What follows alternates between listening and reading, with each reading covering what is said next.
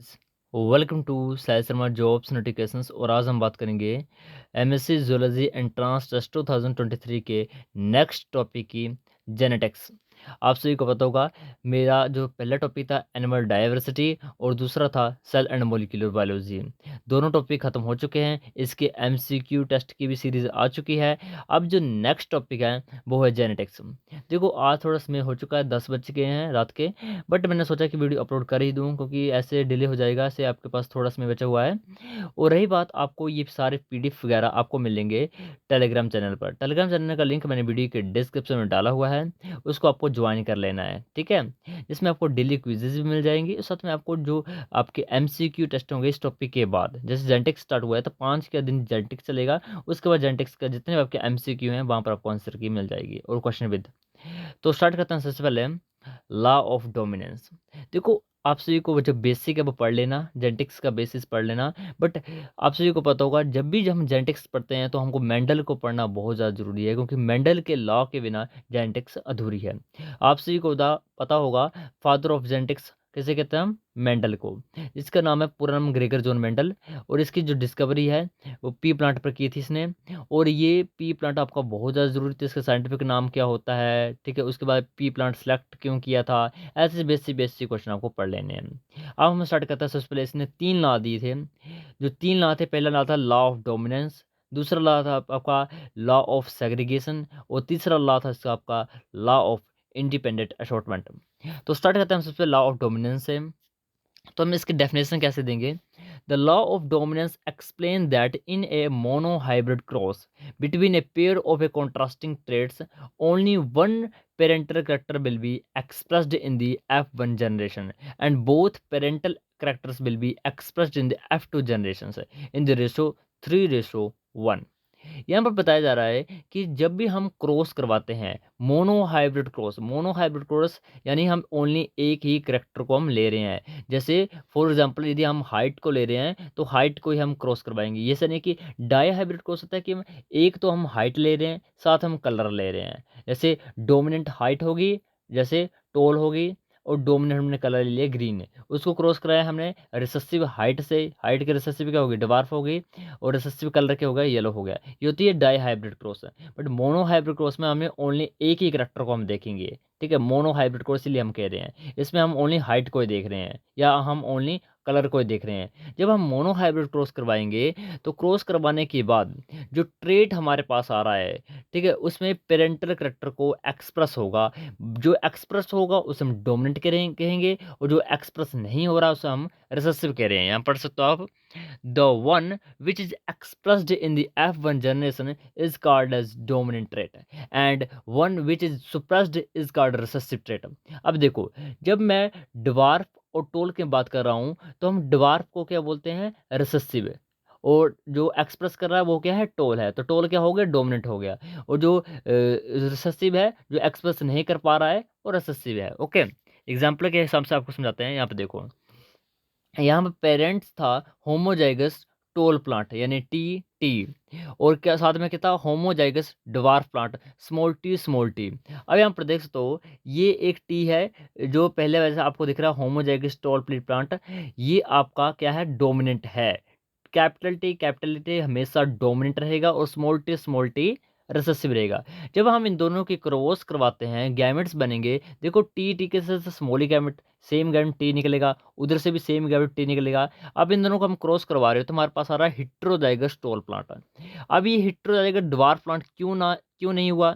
ऐसा हम लिख सकते थे कि हिट्रोजाइगस हम तभी लिख रहे हैं क्योंकि इसमें एक करेक्टर ड्वार्फ का है, एक करेक्टर टोल का है, इसलिए हिट्रोजाइगस है, क्योंकि एक गैमेट से यहाँ से आया, एक गैमेट से यहाँ से आया है। ओके, तो इसका हम कह रहे हैं हिट्रोजाइगस टोल प्लांट। क्यों कह रहे हैं? हम इसको ड्वार्फ भी कह सकते हैं, बट जो डोमिनेंट होगा वही एक्सप्रेस करेगा। तो इसमें डोमिनेंट कौन है? होमोजाइगस टोल प्लांट डोमिनेंट है, तो यही एक्सप्रेस करेगा।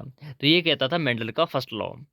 यहाँ पर आप देखते हो जब मैंने सल्फिंग करवाई, अब यानी F2 की, F2 में क्या होता है? F2 होता है सेकंड जनरेशन होती है सेल्फिंग। जो हमारे पास ये टी और स्मॉल टी आया है, कैपिटल टी स्मॉल टी, इसकी हम सल्फिंग करा देंगे, यानी capital T small T cross करवा देंगे कैपिटल टी स्मॉल टी, इन दोनों को आपस में हमने क्रॉस करवा दिया है, तो हमारे पास क्या आएगा, हेटेरोजाइगस टॉल प्लांट को हमने क्रॉस कराया हेटेरोजाइगस टॉल प्लांट से।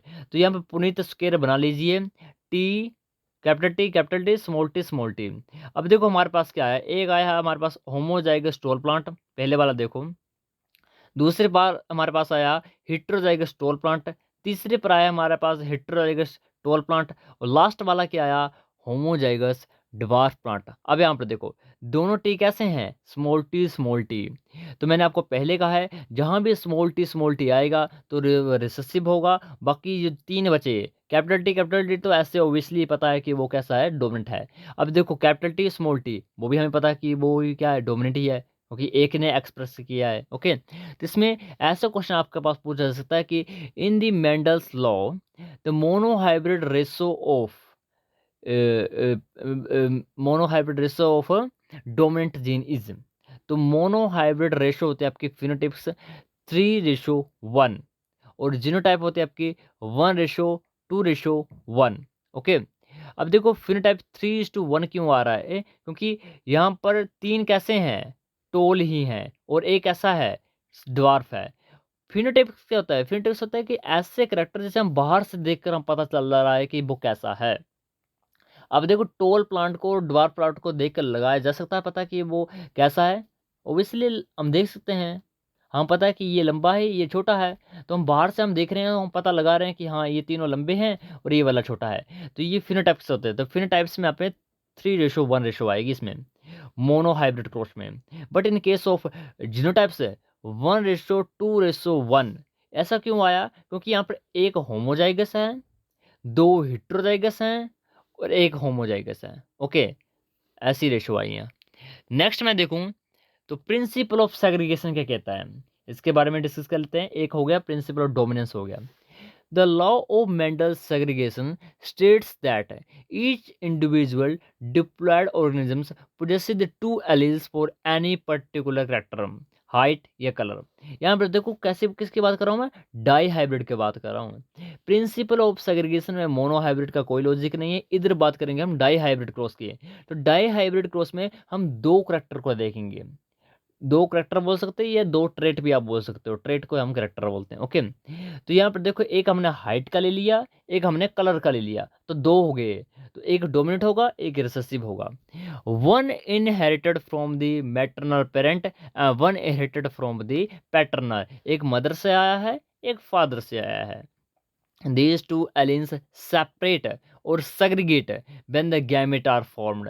जब गैमेट बनेंगे तो ये alleles क्या हो जाएंगे, segregate हो जाएंगे। segregate कैसे होंगे मैं आपको बताऊंगा आगे। and one allele goes into each gamete, furthermore the two alleles segregate into the gametes in equal proportion। ये कह रहा है कि जब भी गैमेट फॉर्मेशन होगी यानी गैमेटोजेनेसिस होगी, तो आपके जो अलील्स होंगे, स्टार्टिंग में दो अलील्स आए हैं, आगे जाके वो सिंगल हो जाएंगे, वो सेग्रीगेट हो जाएंगे, अलग हो जाएंगे। यहाँ पर देखो आप होते कब जैसे हैं, यहाँ पर देखो ये आपका ये each individual organisms possesses the two alleles and according the trait before meiosis and alleles separate when the gametes are formed। तो एनाफेज 1 ऑफ meiosis। आपसे पूछा जा सकता है कि according to the Mendel's law of Mendel's law of segregation, when will we these gametes are segregate, कि gametes कब जैसे सेग्रीगेट होते हैं, तो वो होते हैं एनाफेज 1 ऑफ मेयोसिस में वो सेग्रीगेट हो जाते हैं। ओके, और अलील सेपरेट भी होते हैं इक्वल प्रोपोर्शन में एनाफेज 1 में ही। उसके बाद मोस्ट इंपॉर्टेंट हमारे पास आ जाता है टेस्ट क्रॉस। ओके, तो हमारा सेग्रीगेशन भी होगा, सेग्रीगेशन बहुत ईजी है, कुछ नहीं हो रहा है। ऐसा कह रहा है कि दो अलील हमारे पास हैं और ये करेक्टर आपके सेपरेट हो रहा है जब भी आपके गैमेट की फॉर्मेशन हो रही है। टेस्ट क्रॉस क्या कहता है, टेस्ट क्रॉस से हम आइडेंटिफाई करते हैं कि हमारा पेरेंट्स होमोजाइगस है या हेटेरोजाइगस है। हम देखते हैं कैसे करता है। When F1 hybrids are back crossed with the recessive parents, a test cross is generally performed between an individual with dominant phenotypes but of the unknown genotype and the individual with the recessive phenotype to determine the genotype of individual with the dominant phenotype। अब देखो कहा क्या जा रहा है इसमें, इसमें simply ये कह रहा है कि जो हमारे पास F1 की प्रोजेनी बन रही है उसको द्वारा हम बैक क्रॉस कर रहे हैं रिसेसिव पेरेंट्स के साथ हैं। किसके साथ? रिसेसिव पेरेंट्स के साथ। तो उसको हम क्या बोल रहे हैं? उसको हम बोल रहे हैं टेस्ट क्रॉस। यहाँ पर देखिए आप, टेस्ट क्रॉस किसके लिए की जाती है? तो आपको याद रखना है, किसी भी पेरेंट्स की हमको होमोजाइगस या हेटेरोजाइगस स्टेट का पता करना हो, तब हमें टेस्ट क्रॉस की नीड पड़ती है, ज़रूरत पड़ती है। किसी भी ऑर्गेनिज्म या किसी भी हमारे पास जो स्पीशीज़ दी हुई उसका हमको जीनोटाइप जानना है। यहाँ पर एग्जांपल के तौर पे मैं आपको समझाता हूँ। The test cross is performed with the dwarf pea plant and tall pea plant of the unknown genotype. हमें जीनोटाइप का पता नहीं है, तब हमें ये करना पड़ता है। फिनोटाइप को आपको देखने से लग जाएगा। फिनोटाइप तो आप देख लोगे, यहाँ ये लंबा है, ये छोटा है, हो गया फिनोटाइप। पर जीनोटाइप का कैसे पता लगाओगे आप? यहाँ पे एक देखो एग्जांपल है, बहुत अच्छा एग्जांपल है। आपको यहाँ पर capital T capital T capital T small T दिख रहा है। यहाँ पर देखो, here P plant is tall but we don't know their genotype. यहाँ पर सीधा आपने फिनोटाइप देखा। आप सब कुछ भूल जाइए, जो भी आपने सुना सब भूल जाइए। सीधा मैं आपको एग्जांपल देता हूँ। यहाँ पर हमारे पास दो प्लांट रखे हुए हैं। ओके, एक लंबा है, एक बहुत छोटा है। अब आप देख रहे हो कि जो लंबा वाला है वो डोमिनेंट है और जो छोटे वाला है वो ड्वार्फ है। तो उसको ड्वार्फ वाले को आप साइड में रखो। अब लंबे वाले में मुझे ये बताओ कि ये कैपिटल टी वाला है, ये कैपिटल टी या स्मॉल टी वाला है? तो आप बता सकते हो, ये नहीं बता सकते हो। ये आप क्लियर किया पैसेज पहले। तो आप नहीं बता सकते कि ये कैपिटल टी वाला है, ये कैपिटल टी या स्मॉल टी है। यानी मैं कह रहा हूँ कि ये होमोजाइगस है, ये हेटेरोजाइगस है। ये आप पता नहीं लगा सकते। किसी भी ऑर्गेनिज्म का आप जीनोटाइप पता करना हो तो आपको टेस्ट क्रॉस करवानी पड़ेगी। होमोजाइगस आप पता कर सकते हो टेस्ट क्रॉस से हेल्प से, बट फिनोटाइप से आप देख के लगा सकते हो कि हाँ, इसकी फिनोटाइप से ये लंबा है तो इसकी फिनोटाइप ये है। जीनोटाइप पता करने के लिए हम टेस्ट क्रॉस करवाते हैं। अब देखो हम कैसे करवाते हैं उसको देखते हैं हम। सबसे पहले हमने क्या किया, these are dominant phenotype but whether they are homozygous और हेटेरोजाइगस। हमें पता करना है कि होमोजाइगस ही हेटेरोजाइगस, क्योंकि एक्सप्रेस तो दोनों करेगा, कैपिटल टी और स्मॉल टी भी टोल ही बनाएगा। Okay, if F1 progeny is capital T, पहले आपको सपोज करना पड़ेगा, आपको मैथमेटिक्स के रूल लगाने पड़ेंगे। आप पहले सपोज करिए, लेट मान लीजिए कि वो कैपिटल टी है। अभी मानना है, अभी श्योर नहीं करना है, आपको मानना है। पहले मान लीजिए आप कैपिटल टी है। जब कैपिटल टी को हम रिसेसिव पेरेंट्स के साथ क्रॉस करवाओगे, रिसेसिव पेरेंट्स क्या है हमारे पास? Small T. अब देखो, जब हमने कैपिटल टी को क्रॉस करवाया रिसेसिव स्मॉल टी से, तो हमारे पास प्रोजेनी क्या आएगी? यहाँ पर पुनीत स्क्वायर बना लीजिए या आप डायरेक्ट क्रॉस करवा लीजिए। हमारे पास आएगा capital T small T capital T small T capital T small T और कैपिटल टी स्मॉल टी। यानी सभी पेरेंट्स कैसे होंगे? डोमिनेंट होंगे, क्योंकि कभी सभी के पास क्या है? कैपिटल टी प्रेजेंट है। यदि सभी के पास कैपिटल टी प्रेजेंट होगा तो वो डोमिनेंट होगा। ओके, तो ये सभी कैसे आए? और हमारे पास जितनी भी प्रोजेनी आई, जितने भी ऑफस्प्रिंग आया, वो आया कैसे? टॉल आया, यानी डोमिनेंट आया।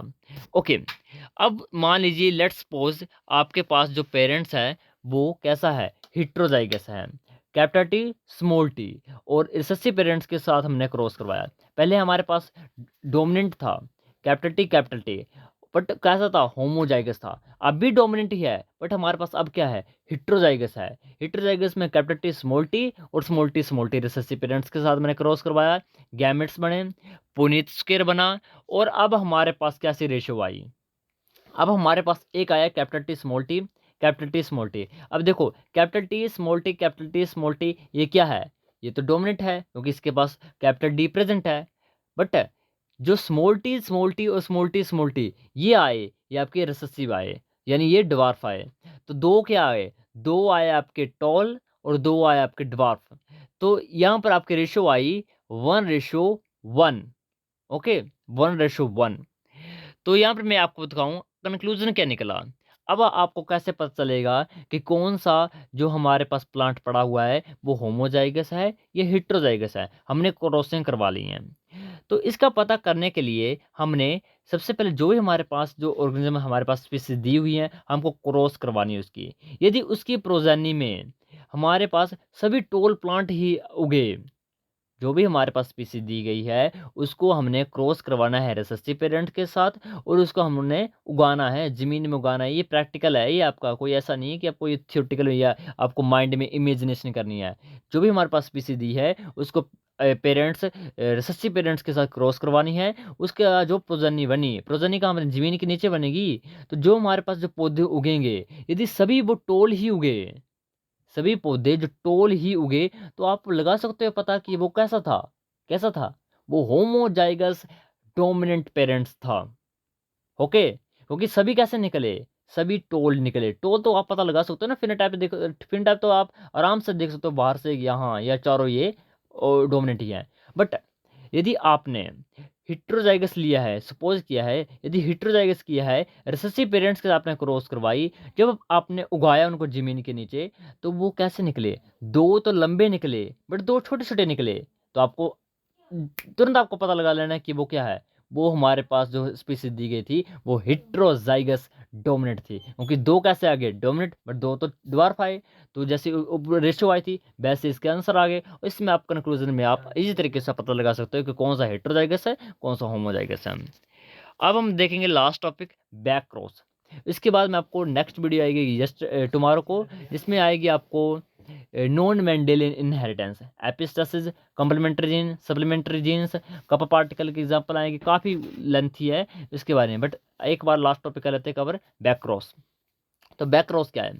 The F1 generation can also be crossed with one of the two parents, which is derived from the cross. यहाँ पर आप देखो, आपने आज दिन तक पढ़ा होगा कि क्या पढ़ा होगा आपने आज दिन तक? आज दिन तक आपने पढ़ा है कि बैक क्रॉस होती है जो डोमिनेट के साथ करवाते हैं, टेस्ट क्रॉस होती है जो रिसेसिव के पास के साथ करवाते हैं, बट ऐसा नहीं है। बैक क्रॉस मैं आपको समझाता हूँ बैक क्रॉस क्या होती है। बैक क्रॉस के ब्रॉड टर्म है बैक क्रॉस। बैक क्रॉस एक ब्रॉड टर्म है। इसके दो टाइप हैं, एक आपका आउट क्रॉस और एक आपका टेस्ट क्रॉस। ओके, तो आज दिन तक आप टेस्ट क्रॉस और बैक क्रॉस को आप डिफरेंस मान रहे हो, ऐसा नहीं है। बैक क्रॉस एक ब्रॉड टर्म है, यहाँ पर देखो ये आपको दिख रहा है, ये जिसको देखो, बैक क्रॉस आपकी एक ब्रॉड टर्म है। उसके दो टाइप हैं, एक आउट क्रॉस है, एक टेस्ट क्रॉस है। टेस्ट क्रॉस मैंने आपको समझा दी है, यदि रिसेसिव पेरेंट्स के साथ आप क्रॉस कर रहे हो तो उसको आप टेस्ट क्रॉस बोल रहे हो। यदि आप डोमिनेंट के साथ आप यदि आप क्रॉस करवाओगे तो उसको आउट क्रॉस का बोलेंगे। ओके, यहाँ पर देखो, यहाँ पर जो प्रोजनी बनी उसको हम दोबारा डोमिनेंट के साथ यदि हम क्रॉस करवाएंगे तो उसको आउट क्रॉस बोलेंगे। ओके, और आउट क्रॉस में जो रेशो बनती हैं वो ये रेशो बनती हैं, यहाँ पर देखो, यहाँ करवाई मैंने, क्या है ये, homozygous tall plant dominant gene. Dominant के साथ मैंने जब इसको क्रॉस करवाई तो रेशो कैसे आई, रेशो आई आपके पास सभी के सभी टॉल आए। फिनोटाइप्स आए आपके आएगी 4, ठीक है। बट आपके जीनोटाइप क्या आएगा, तो जीनोटाइप आपका आएगा 1:2:1। नहीं नहीं, ऐसे 2 रेशो नहीं आएगा इसका, इसकी आएगी 1:1, क्योंकि इसमें दो कैसे आ रहे हैं, दो तो आपके होमोजाइगस आ रहे हैं, दो आपके हेट्रोजाइगस आ रहे हैं। ओके, तो 1:1 ही आएगी इसकी रेशो भी। ओके, जीनोटाइप रेशो 1:1 ही आएगी, ठीक है। इसमें क्योंकि यहाँ पर देखो, तो एक यहाँ पर आप देख सकते हो, ये कैसा है, होमोजाइगस डोमिनेंट है, दूसरे वाला भी होमोजाइगस डोमिनेंट है, तीसरे आपका आपका हेट्रोजाइगस डोमिनेंट है, और लास्ट वाला भी हेट्रोजाइगस डोमिनेंट है। तो 1:1, ये हम बोल सकते हैं 2:2। तो ये आपका हो गया कवर। बाकी इसका ये क्या नीचे, अच्छा, लॉ ऑफ इंडिपेंडेंट असॉर्टमेंट तो बच गया यार। चलो इसको अब देख लो, छोटा सा ही है। इसके दो लॉ हो गए आपके, सेग्रीगेशन हो गया। इसके बाद लॉ ऑफ इंडिपेंडेंट असॉर्टमेंट क्या कहता है, when the two contrasting pair of traits are in the same cross, their alleles are separated independently into gametes. बहुत ईजी है, कुछ नहीं है। यहाँ पर देखिए, इस पॉइंट से आपको समझ आ जाएगा। The principle of independent assortment is really as extension of the principle of segregation. ये कुछ नहीं है, ये प्रिंसिपल ऑफ सेग्रीगेशन ही है। आपको कंफ्यूज नहीं होना, इंडिपेंडेंट असॉर्टमेंट और प्रिंसिपल ऑफ सेग्रीगेशन सेम ही है। डिफरेंस कहाँ पर आता है, बस एक लाइन का डिफरेंस आता है। Principle of segregation states that the two alleles at the locus separate when the gamete are formed. कि जब भी आपके गैमेट बन रहे हैं तो आपके जो एलील्स है वो सेपरेट हो जा रहे हैं। स्टार्टिंग में 2 थे, वो सिंगल सिंगल हो रहा है बस। और इसमें क्या कहा रहा है डोमिनेंट में, इंडिपेंडेंट असॉर्टमेंट में, कि जब आपके जो एलील्स है वो सेपरेट हो रहे हैं तो वो इंडिपेंडेंट हो रहे हैं। बस ये कह रहे हैं कि सेपरेट तो हो रहे हैं बट इंडिपेंडेंट हो रहे हैं, एक दूसरे के साथ उनका कोई कंसर्न नहीं आपस में। ओके, बस ये कह रहा है, बाकी कुछ नहीं कह रहा है ये। यहाँ पर देखो, ये है आपका रिलेशन। यहाँ पर देखो स्टार्टिंग में कितने जीन थे आपके पास, capital R, small R, capital Y, small Y, ये आपका स्टार्टिंग में था। जब रेप्लिकेशन हुई, ये थोड़ा सा आपको एडवांस पढ़ा रहा हूँ मैं, इंडिपेंडेंट खत्म हो गया है, बस इंडिपेंडेंट में कैसे इसने सेग्रीगेट किया इंडिपेंडेंटली ये बताया जा रहा है। म्योसिस की बात है ये, म्योसिस में हो रहा है ये। यहाँ पर देखो स्टार्टिंग में हमारे पास क्या, capital R, small R, capital Y, small Y. अब इसने रेप्लिकेशन की, रेप्लिकेशन करके क्या बनाया इसने, क्रोमोसोम बना दी। क्रोमेटिन था, क्रोमेटिन ने क्या बना दिया, क्रोमोसोम बना दिया। ओके, ऐसा हुआ। अब एनाफेज वन स्टार्ट हो गया। एनाफेज वन में क्या होगा, each pair of homologous ChromeOS separate independently. मैंने आपको बताया है कि एनाफेज में क्या होती है, सेपरेशन हो जाती है, सेग्रीगेशन हो जाती है, सेग्रीगेशन हो जाती है इसकी। तो कैपिटल आर किसके साथ करेगा, कैपिटल बाय के साथ भी करेगा, और कैपिटल आर स्मॉल बाय के साथ भी करेगा। स्मॉल आर आपका कैपिटल बाय के साथ भी पेयरिंग करेगा, और स्मॉल आर कैपिटल वाई के साथ भी करेगा। जब ये आगे जाके एनाफेज 2 में जाएगा तो ये सेग्रीगेट हो गया। सेग्रीगेट हो गया तो यहाँ पर आप देख सकते हो कैपिटल आर सिंगल सिंगल बचा। स्टार्टिंग में कितने थे, 2 थे, यहाँ पे कितना रहेगा, only single R, single Y, single R, single Y. ऊपर डबल डबल में था, नीचे के small R, small Y, small R, small Y. यहाँ पे देखो तो ये सभी क्या हो गए, सिंगल सिंगल हो गए। तो यहाँ पर आप समझ सकते हो, तो यहाँ पर हो गई सेग्रीगेशन हो गई है, इंडिपेंडेंट सेग्रीगेशन हुई है। ये म्योसिस का था, और ये आपके टॉपिक खत्म हो गए मेंडेलियन का। कल से हम स्टार्ट करेंगे नॉन मेंडेलियन। लाइक करना, शेयर करना, और लिंक मैंने वीडियो के डिस्क्रिप्शन में डाला हुआ है। Thank you.